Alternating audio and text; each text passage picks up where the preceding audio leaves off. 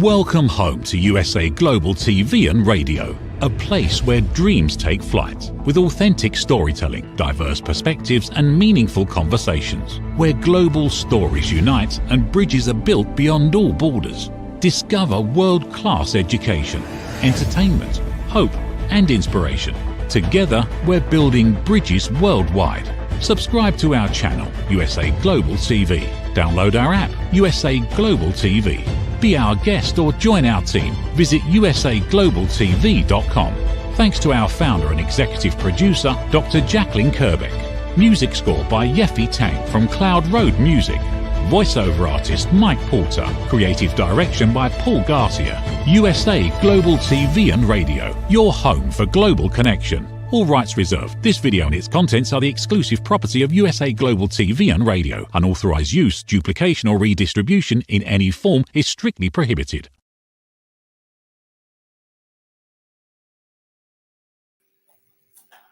Hi, everyone. Good morning. Well, it's morning where I'm at, so hopefully it is a good morning where you're at or a good afternoon. I am Dr. Danielle Lord, hostess of the Compassion Project, where we examine, explore, and unpack institutional trauma.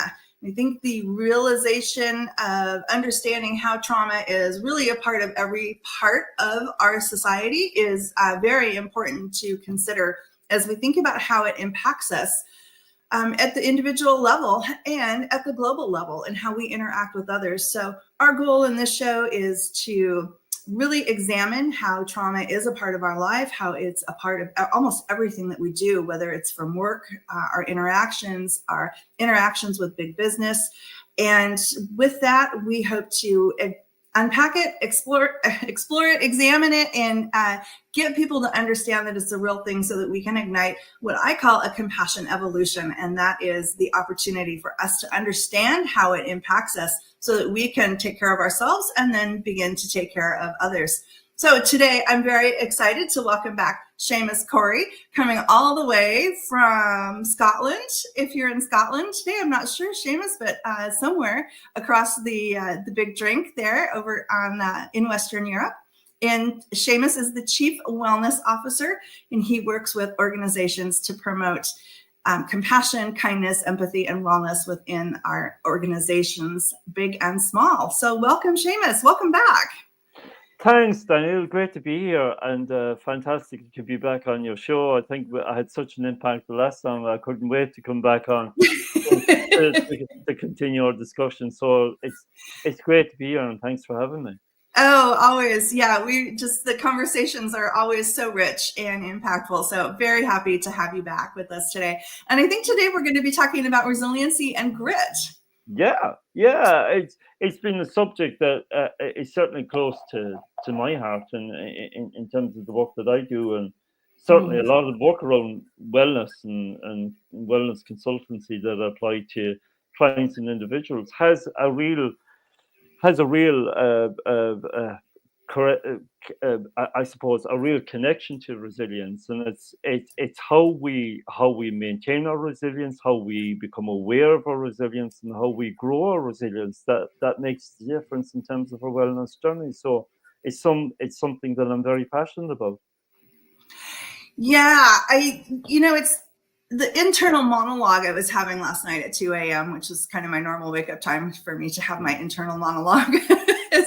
I was thinking about, resiliency and grit and preparing for our conversation today. And I was thinking it's kind of ironic that, this is a show about recognizing trauma so that we can all begin to recover from this trauma through self-care. But we don't have resiliency and grit without a little stress and trauma ourselves. And I think there's a lot of irony in that whole statement. And it just shows the complexity of our whole world and that we're just one small part of it. So with that, I wanted to share a story, if you give me just a second here. Yeah.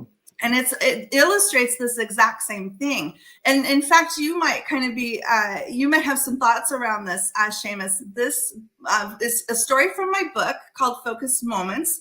And it actually was a book that I produced, I can't say I authored the book because the stories came from other sources. But the whole idea of the book came from my time in a Catholic institution. And so for 13 years, I worked in a very large Catholic organization. And the sisters who had been running Providence for 150 years, actually Providence as a health system predated statehood. And it was started by 5 sisters who came from Montreal. And they were transitioning the operations of the health system to the lay people. So for those non-Catholic folks, and Seamus can correct me if I go astray here, they were transitioning it from kind of the church to non-religious or non-Catholic folks. And so that was a huge deal for them, because they really wanted to make sure that some of these institutional practices that had made Providence a compassionate organization and kindness and caring were continued through that transition and beyond. So the idea of reflections came about in 2004, and it was from a practice amongst the priesthood where they were transitioning from one situation to another, and they would touch the door frame as a way to create a physical reminder that they needed to leave something behind in order to be fully present in the moment. Love that. And so they are the sisters. It wasn't a we thing. It was the sisters who started this practice of what was called a reflection. And so it became so meaningful to me as part of my own developing my own sense of presence, which I think is also a real resilience piece around this, and that I carried it forward now into my business, and I call them moments. And so as I was preparing for an event with a big team on Monday, I was looking at a particular story, and it made me think about this whole topic of resilience. So the story is that the Biosphere, the second Biosphere that was started in Arizona, I think in 1999, which was this geodesic dome in Arizona where they were trying to create the perfect environment for plants and animals and life to flourish off of Earth, actually. But everything within the dome was flourishing and growing, and the trees were growing at a remarkably fast rate, but they would die. They would get to a certain point, certain height, certain degree of foliage, and then the trees would die. And so they couldn't figure out, the scientists couldn't figure out what was happening. The soil was good, the nutrients were good. So they started consulting with other botanists and naturalists, and they realized that it was the lack of wind. Wow. It was the lack of wind that was not allowing for the trees to create something called stress wood, which was the wood that was the toughness that was able to sustain them through times of trauma, tragedy, events, windstorms, hail, whatever was occurring in nature. That was the very thing that was necessary in order for them to sustain life. And it made me think about our conversation today around resilience and grit. So I'll pause for a minute because I've kind of monopolized the first whole 10 minutes here. You're my guest. Not at all. Not at all. I love that story, and I think in all our lives we all need a degree of stress. We all need a degree of stress in our lives. When we bend too much, though, it becomes really painful, and we need to recover from that. So it's about balance. It's about we won't live the perfect lives. We will experience stresses in our lives, and I love that whole model and that whole image of the trees didn't grow because they didn't feel the wind. And I think we all need to feel the wind. I think we all need to feel centered, but a certain degree of stress is important in our lives, to the point that it doesn't break us, that it just makes us stronger and helps us to grow. And that's the balance that we try to achieve. If too much happens, if we become overwhelmed, if we become too stressed, then we burn out. So the question is, how do we maintain that balance? How do we maintain the wind of balance in our own lives in order to achieve the lives that we want? That's the challenge that faces us, and that's the challenge that I faced and continue to face in my own life. as I surround myself on a daily basis with competing demands, internal demands and external demands. And, we live in a world of, competing demands at the moment. And, our world is so fluid and so flexible and so changeable that I think we need to develop that sense of that, stress would in our lives to enable us to be able to withstand the pressures that we face on a daily basis, Danielle.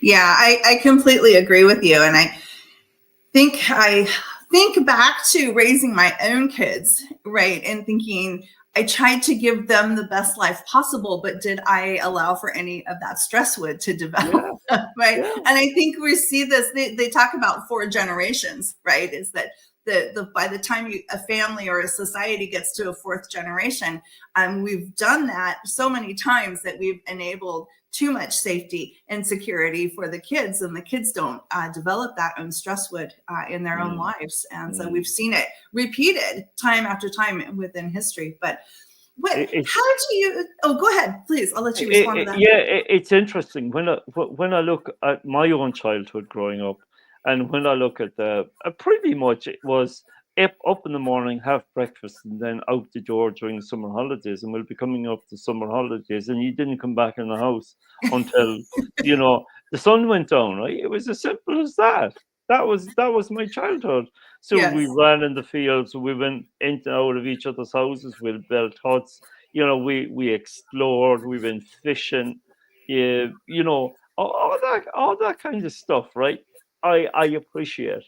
The world is much more dangerous, different place now, and there is a degree of safety, but there's also a degree of, I think, calculated risk we need to expose ourselves to in order to get outside our comfort zone, in order to learn those lessons of what it really means to develop that stress wood of resilience and grit in our own lives. But it's the challenge is, how do we find it? And when we find it, how do we maintain it?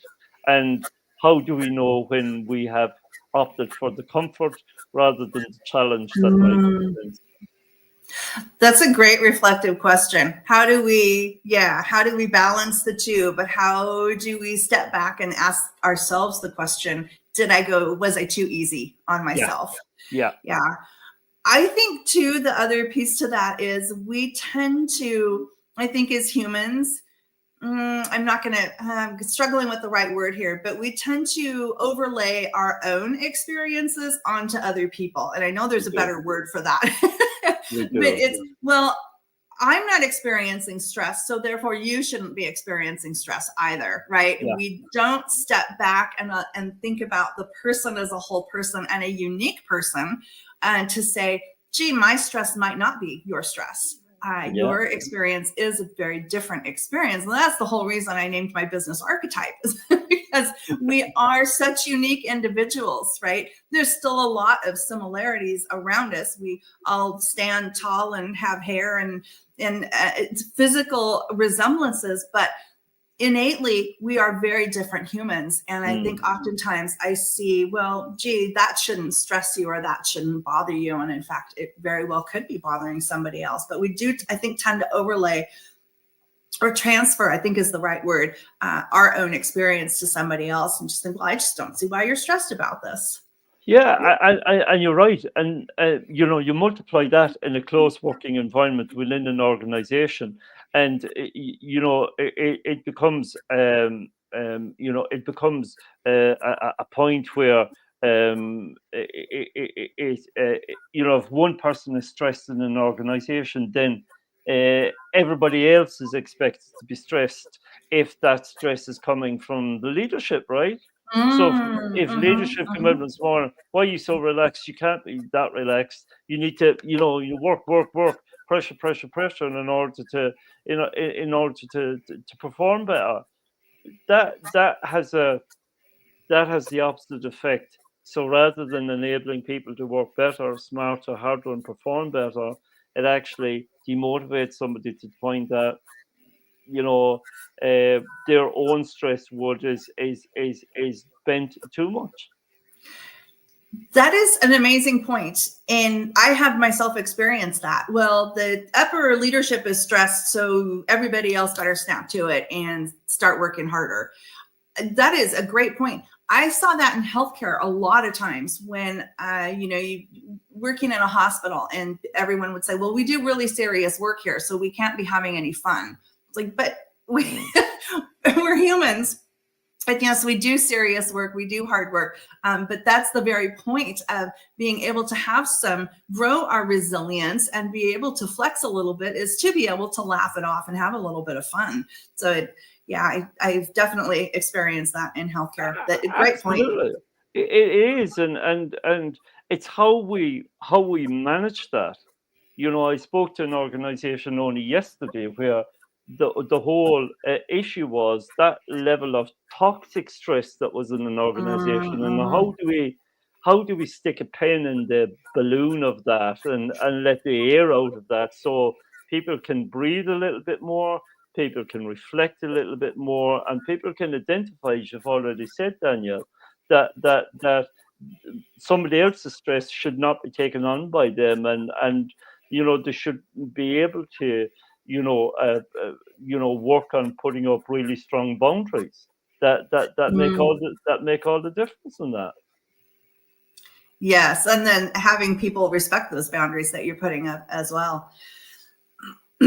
Absolutely. And that needs to be communicated throughout the organization, that this now is the culture, and that's what I'm going to be working with the organization with going forward, to begin to build that culture of understanding and reflection, and that it's okay not to be okay, and if you're not okay, there's help and support available, that you don't have to burden others with the load that you're experiencing. Oh, I love that.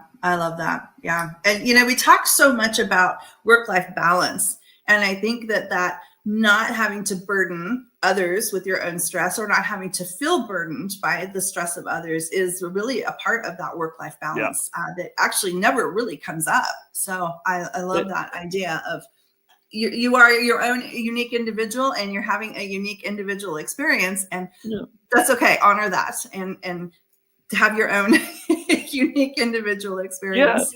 But quite rightly prefer not to share that experience with others. And what should be put in place is, look, if the as you've already mentioned, in terms of the biosphere, if the earth is good, if the nutrients are good, if the elements are right, then it requires a kind of joined up approach to supporting somebody who's maybe overstressed, whose wood is bent too much over, to bring them back into balance, so that they're able to feel that same small degree of stress, but not to the extent that they're disabled or incapable of doing their jobs. That it's going to break them. Yeah. Yeah. How do you see resiliency and grit? Do you see those as two different things? Do you see them as kind of one and the same, or what's your take on the idea of resiliency versus grit? Yeah, I think we have a choice to make, and it comes down to choice at all times in terms of every situation that we're faced with. And in terms of my own story, I faced some degree of situations in my own life, and I had the choice to make there. I could easily have given up and thrown in the towel, or I was determined to make a go of it and get stuck in and root my feet firmly in the ground and move forward. That didn't happen on its own, and that happened with support and help, and in some cases treatment and encouragement and reflection, and having a team of people around me who supported me. So resilience doesn't exist on its own, and I think when it comes to grit, you firstly need to be able to build your team. You need that team of people. You can't do it on your own. Even the highest climber who climbs Mount Everest and succeeds has behind him a team of people who are helping to achieve that. So if a climber has a team behind him to help him achieve the objective of climbing Everest, surely we are required as well to have a team behind us of supporters, of motivators, of people who are in our corner, who will be honest, transparent, and authentic with us, but who will push us gently to help us to achieve our outcomes. And I think that's what develops good grit and determination. Resilience then is that ability to be able to stretch and weave when life presents us various problems. But if you've got that team behind you, you'll be able to flex and weave a whole lot more easily. And if you haven't, then it's going to be a much more difficult process. Yeah, that's a great analogy, the comparison to Mount Everest. And they certainly do have a team of folks who are behind them. Yeah. And I think we somehow get in this space of, well, I'm an adult. I should be able to figure it out on my own. I shouldn't have to be burdening other people with all of this. But you're so right. It is a team that's needed. It's a community. Yeah. In order to help you through a challenging situation. So interesting comparisons when we talk about resiliency and grit. And so you have a different spin, which is really I loved hearing that. And so I always thought for a long time that they were kind of one and the same. And I've come to the conclusion now that no, they're two very different things. Yeah. And yeah. I see it a little bit opposite. And I don't know that, this is a challenge we need to solve, but I think it certainly is worthy of discussion further. So I kind of see resiliency as an innate trait that we have. If you look at small children, and even sometimes babies have survived some pretty awful situations. We watch mama dogs and mama bears and mama cats, be very resilient in terms of protecting their babies. And we even look at plants that are growing in some of the most obscure places and think, wow, that's a pretty resilient seed pod from that batch of seeds, right? So, but I think, resilience is one of those things that I always thought is innate, but can be either nurtured or damaged and destroyed. So we either continue to develop that resilience, and then at what point does all of those stressors then and all of that resilience build into the grit that we get? So a little different twist, but still one and the same, but still both so necessary and yet very different. Absolutely. I think there's different steps on the same journey, depending how you approach that journey will make the difference in terms of how you live your life. But I think you definitely need both. I think more so today than ever. More so today than ever, because we live in a world today that sadly it's so strife-ridden and so polarized and so black and white that we are encouraged, I think, and certainly in terms of the work that I do, I encourage people to seek the truth in their own situation and not just rely on messages that they're receiving or attitudes that are being exploited on social media, and rather seek the truth for themselves, seek the honest path for themselves. And when they see that, they build that capacity then to almost fix into their destination, their roadmap of life, those two elements of resilience and grit that will help them to overcome those things that they face on a daily basis. Yes. Yeah. But I loved your analogy of the tree, even with its stresswood, has to have a little bit of resilience so you can bend and sway. I love that. I think that's yeah.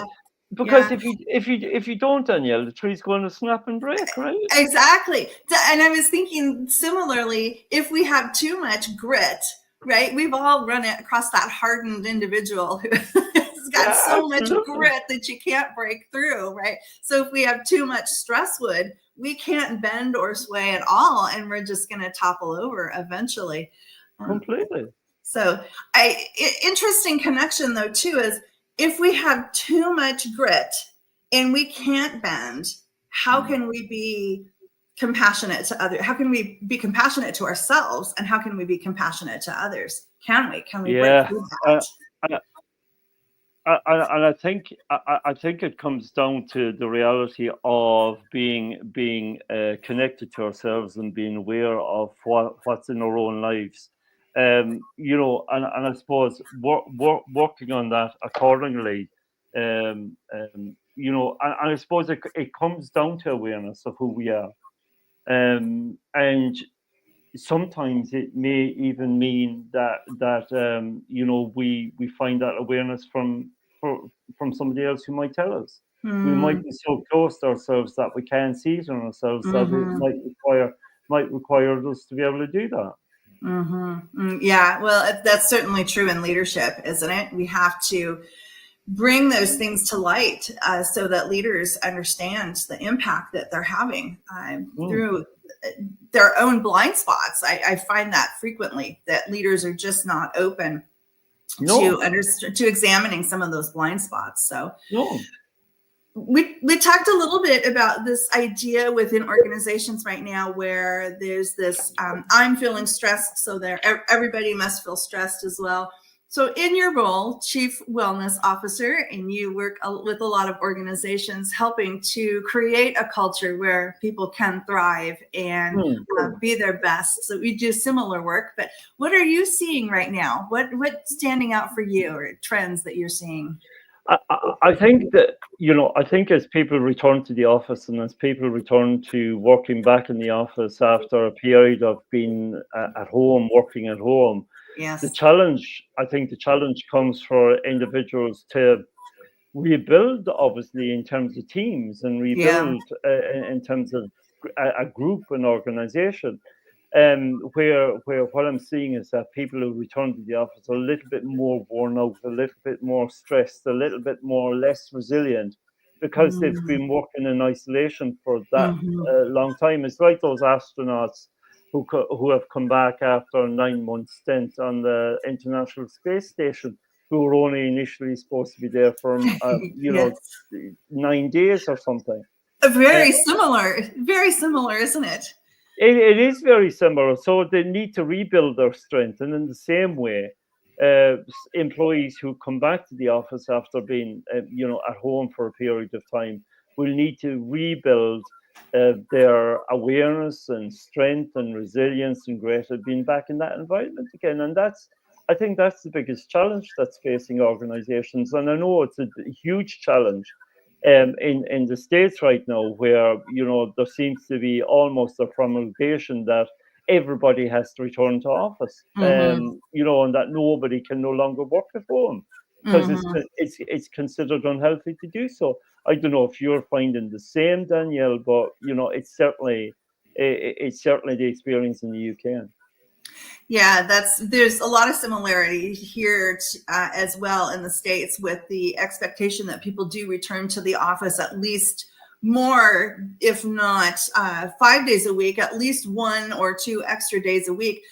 I think the challenge that organizational leaders need to embrace, aside from the resilience of reconnecting with one another as humans, as individuals, is that we have, after 4 years, 5 years, I think it's 4 years, we have developed new habits and new routines. And how do we help people ease back into that? Like, I don't think I could get out of the house before 9 o'clock if I had to at this point. You know, we've had people who have never had to put their kids in daycare. We've had people who have been able to have family meals for maybe the first time in many, many years. And now all of a sudden we're asking them to undo all of that and bookend their day with a stressful commute. Once again, I don't know what commuting is like in the UK, but here in Washington State, it's very, very bad. You know, it's sometimes 2 hours, you know, to just go 30 miles. So now we're not only asking people to come back in and reconnect with colleagues that maybe they've never met in person because they were hired virtually and worked virtually for a number of years. So there's that piece of it. But now I'm asking you to give up family time.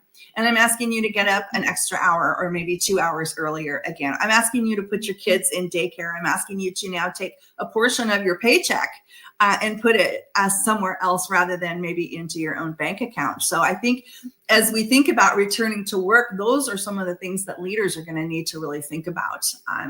Completely. Asking people to do and reshift their lives entirely. Completely. And that grit and that determination starts from the moment you leave the house in the morning, right? And if you have to travel that 30 miles, which will take you 2 hours to get to work, and do the same on the way back in terms of commute, you'll develop a good, strong sense of grit and resilience from that one practice before you even get to the office. That is You'll be so true. exhausted by the time. Yes.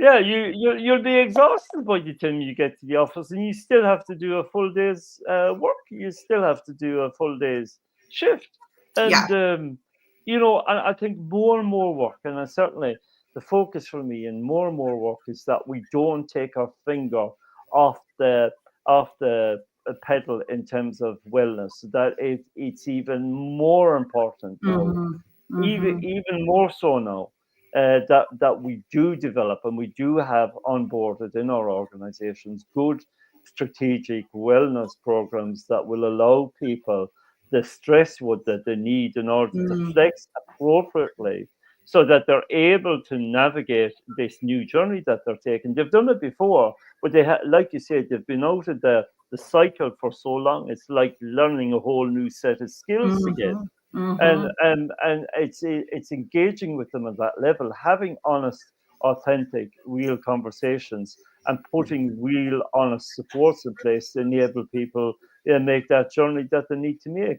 That in turn will develop their resilience, and that in turn will develop their grit and determination to overcome, if you have a good, strong strategy behind them to help and support them. I love it. I love it. And that is the missing piece, I think. And I worry that we are going to have a lot of organizations who are going to overlook that need for that wellness strategy and just say, okay, starting Monday, everyone's back into the office. Yeah. And for some organizations, this has been as blunt as that, right? I want you back in 9 a.m. Monday morning. It's a 9 to 5, back to normal. I want you fully producing. I want you fully productive. I want you fully performing. No excuses. I just want results. And that's the core truth of where some organizations are at the moment. But people aren't on the same channel. No, definitely They're not not. on the same Definitely channel. not. And what you're experiencing now in workplaces is that fear, is that anxiety, is that guilt, is that resentment, is that lack of motivation, is that lack of support, is that lack of listening skills on behalf of leadership in our organizations that are not so much ignoring that, but actually they're focusing on the bottom line to the detriment of people's wellness, resilience, and grit. And I think to do so would be, to do so is a mistake. I completely agree with you. I hope at some point we move beyond this old, outdated system of it's all about the productivity and the task, right? I mean, we've been in this battle for 100 years. Literally, we have known since the 1920s.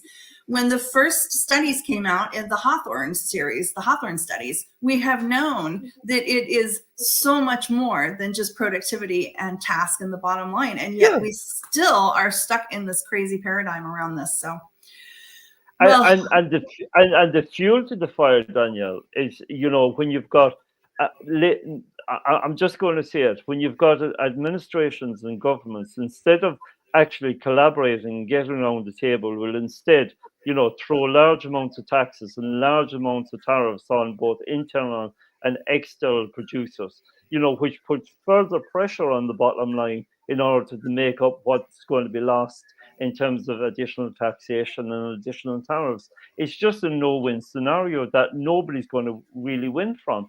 I think it would be better to communicate, collaborate, rather than enter into this constant, level of competition that we're in, that will really, as the Hawthorne study kind of pointed out 100 years ago, really gets us nowhere at the end of the day.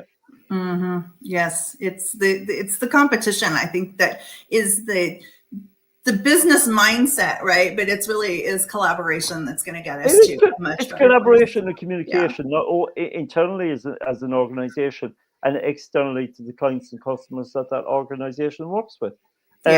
That's the dream. The reality, unfortunately, is completely different at the moment. And I'm no fool on that. I think we are we are going to be going through a really stressful time for some period up until those wellness strategies are in place for people.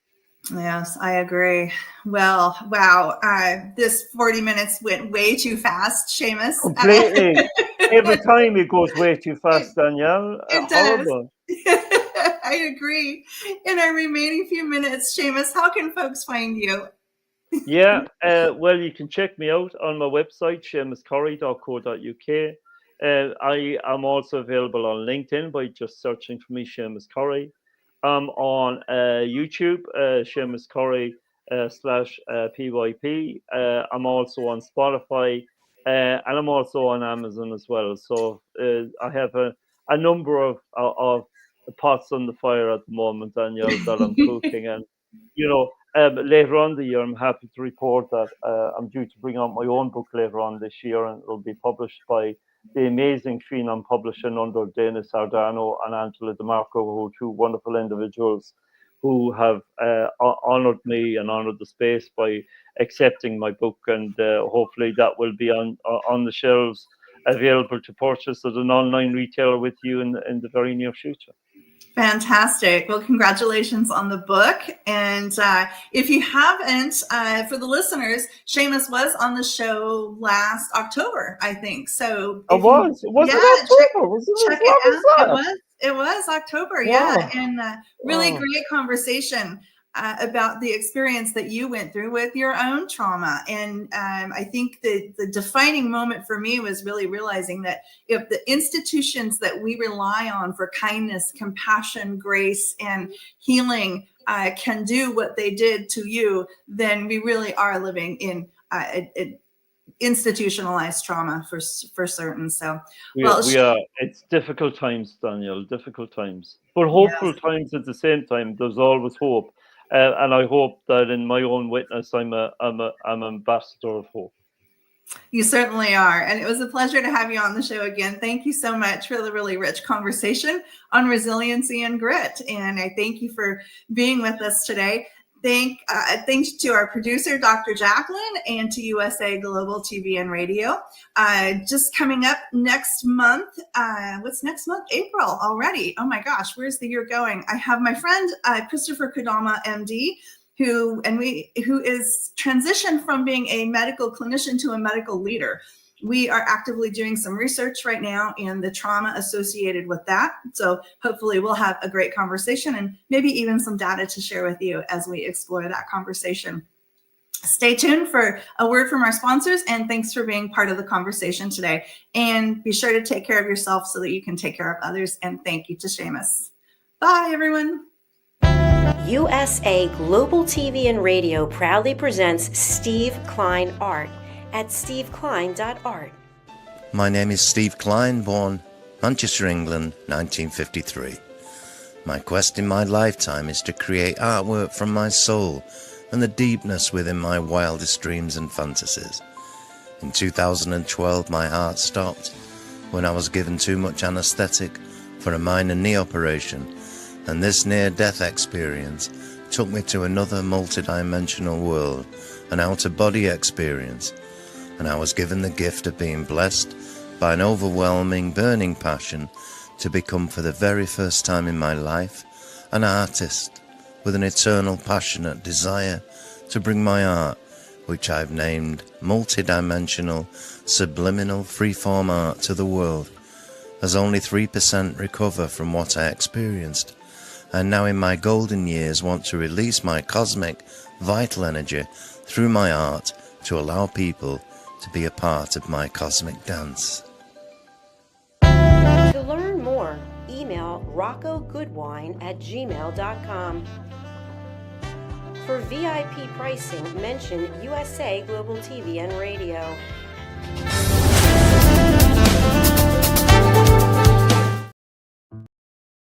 What if one simple skill could change the way you connect with the world? What if listening could open doors to deeper relationships, stronger businesses, and a better you? Dr. Jacqueline Kerbeck, the Listening Mentor, brings you USA Global TV and Radio, a space where voices are heard, ideas are shared, and global communities thrive. Through the Elevated Listeners courses and books, you'll master the power of listening, set boundaries with confidence, and transform conversations into opportunities.